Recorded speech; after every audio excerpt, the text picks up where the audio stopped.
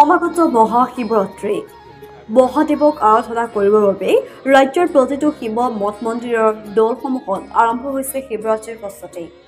ৰাজ্যখনৰ বিভিন্ন প্ৰান্তৰ সমান্তৰালকৈ অসম অৰুণাচল সীমান্তৱৰ্তী জোনাই অঞ্চলৰ সনাতন ধৰ্মৰ এক ঐতিহাসিক ধৰ্মীয় অনুষ্ঠানৰ অংগস্বৰূপ 1960 চনতে জন্ম লাভ কৰা মুৰকং চেলেক ৰেলৱে ষ্টেচনৰ ডাঙৰীয়া বাবাৰ মন্দিৰভাগেই বৰ্তমান সময়ত 50টা বৰ্ষত ভৰি দিলে।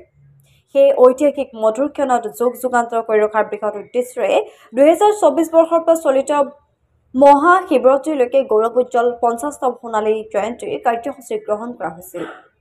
আনহাতে সামৰণি অনুষ্ঠানভাগী দুদিনীয়া বৰ্ণাঢ্য কাৰ্যসূচীৰে চলিত মাহৰ 25 আৰু 26 ফেব্ৰুৱাৰীত মহাশিৱৰাত্ৰি পূজাভাগ মন্দিৰৰ চৌহদতে উলহ মালহেৰে আয়োজন কৰাৰ উদ্দেশ্যৰে দিনে ৰাতিয়ে প্ৰস্তুতি চলাই নিছে উদযাপন সমিতিয়ে।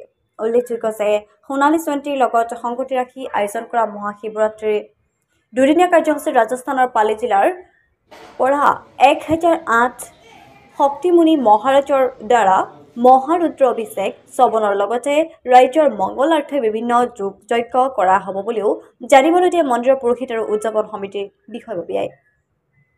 ইপিনে সোণালী জয়ন্তীৰ প্ৰাক্ষণত দেওবাৰে TMPKৰ জোনাই আঞ্চলিক সমিতিৰ উদ্যোগত শ্ৰমদান কাৰ্যসূচী হাতত লৈ মন্দিৰৰ চৌপাশ চাফ চিকুণ কৰাৰ লগতে মহাশিৱৰাত্ৰিৰ দিনাখন অসম অৰুণাচল সীমান্তৰ প্ৰতিগৰাকী ভক্তৰ উপস্থিতিতেই কামনা কৰি নিমন্ত্ৰণ জনাই সংগঠনটোক নেতাকৰ্মীসকলে।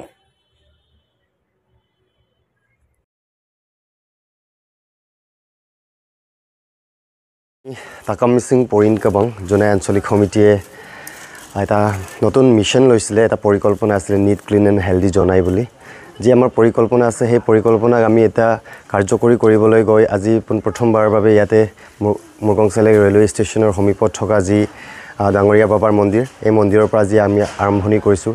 যিহেতু এইখন মন্দিৰৰ এইবাৰ সোণালী জয়ন্তী বৰ্ষ, গতিকে মন্দিৰ কমিটিৰ লগত আমি কেনেকৈ প্ৰস্তুতি চলাইছে, তাৰ যোজা কেনেকৈ চলি আছে তাৰ বুজ ল'বৰ কাৰণে তেখেতসকলৰ লগত কথা পাতি তেখেতসকলৰ লগত বুজ লোৱাৰ পিছত আজি তেখেতসকলে যিহেতু ইয়াত চাফাই অভিযান চলাই আছিলে, তো আমি আমাৰ পৰিকল্পনাক আমি আজি এই মন্দিৰত পবিত্ৰ স্থানৰ পৰা এই উপাসনাস্থলীৰ পৰা আমি আজি আৰম্ভ কৰিছোঁ।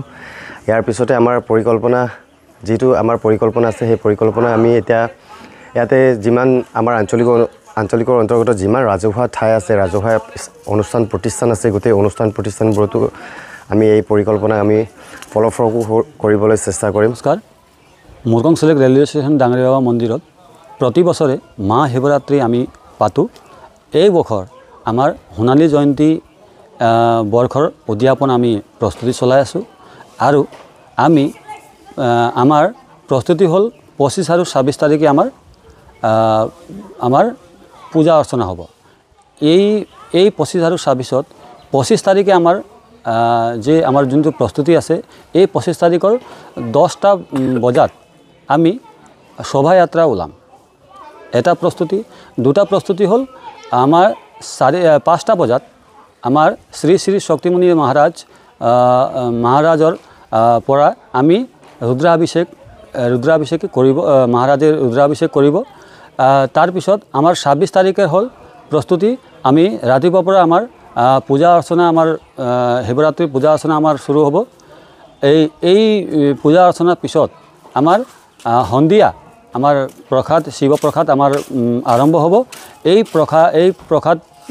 প্ৰসাদৰ ল'বলৈ আমি